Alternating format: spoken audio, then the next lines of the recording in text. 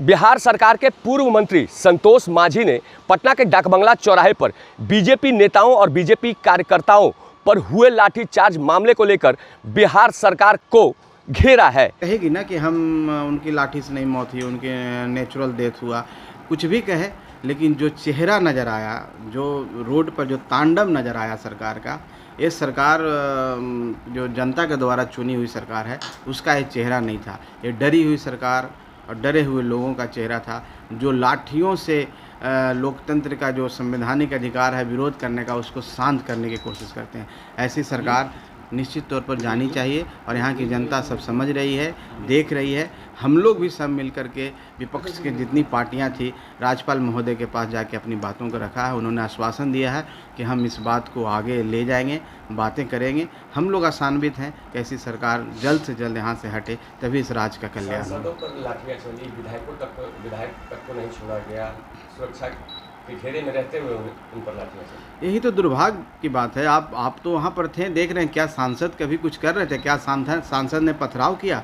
क्या सांसद ऐसी कोई बातें कर रहे थे? अरे उनको भी अधिकार है धरना देने का, उनको भी अधिकार है अपनी बातों को रखने का, क्योंकि जनता के प्रतिनिधि हैं और जनता ने उनको चुना है, तो जनता के मुद्दों के लिए तो सड़क पर आएंगे ही। अब जब वो आ रहे हैं, वो बोल भी रहे हैं कि हम सांसद हैं, सब उनके साथ 22+ सुरक्षा है, उसको आप देख रहे हैं कि खदेड़ के मारा जा रहा है, पीछे भाग रहे हैं, पीछे से मारा जा रहा है, डंडा से कोई आकर के दौड़ के फिर कोई आकर के उनको मारने की कोशिश कर रहा है। तो ये लगता है कि प्लान्ड वे में था, पर्पसली ऐसा बनाया गया था, गाइडेड जिसको कहते हैं कि गाइड किया गया था, इन सबको मारना है, चिन्हित करके मारना है। ये लोकतंत्र के लिए काला दिवस था। हम लोग इसको काला दिन के रूप में जानेंगे और हम ही नहीं, पूरे देश में दुनिया सब लोग देखा है इस दिन को।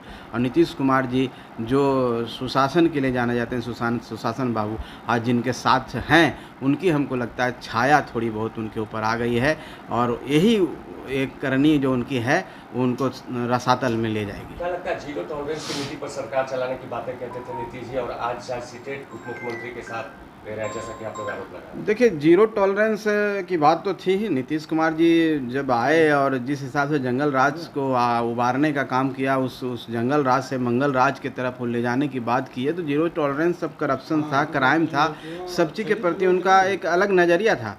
और यही नीतीश कुमार 2017 में जब FIR हुआ माननीय तेजस्वी यादव जी पर, तो सरकार से उन्होंने बोला उनको कि आप रिजाइन करें। रिजाइन नहीं देने पर वो सरकार पलट करके फिर से NDA की सरकार वो बनाने का काम किए।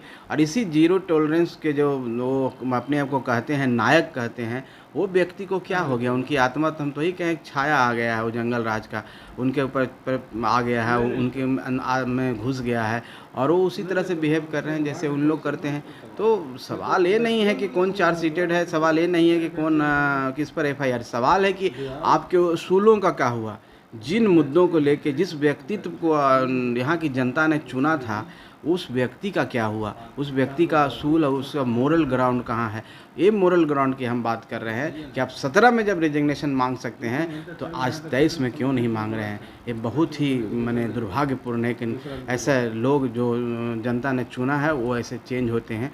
लेकिन कोई बात नहीं, लोकतंत्र है, लोकतंत्र में जनता जवाब देती है। जाहिर सी बात है कि संतोष मांझी ने मुख्यमंत्री नीतीश कुमार सहित तेजस्वी यादव पर हमला करते हुए बताया है कि डाकबंगला पर हुए लाठीचार्ज मामले को लेकर सरकार कहीं ना कहीं विपक्ष से डरी हुई है और इसीलिए सरकार ने डाकबंगला चौराहे पर मौजूद विपक्ष के नेताओं सहित कार्यकर्ताओं पर लाठीचार्ज करवाया था। संतोष मांझी ने नीतीश सरकार को घेरते हुए साफ तौर से कहा है कि एक समय मुख्यमंत्री नीतीश कुमार जीरो टॉलरेंस की नीति पर सरकार चलाने का दावा कर रहे थे, तो दूसरी ओर आज चार्जशीटेड उप मुख्यमंत्री के साथ सरकार चला रहे हैं। नीरज त्रिपाठी, 10 न्यूज़, पटना।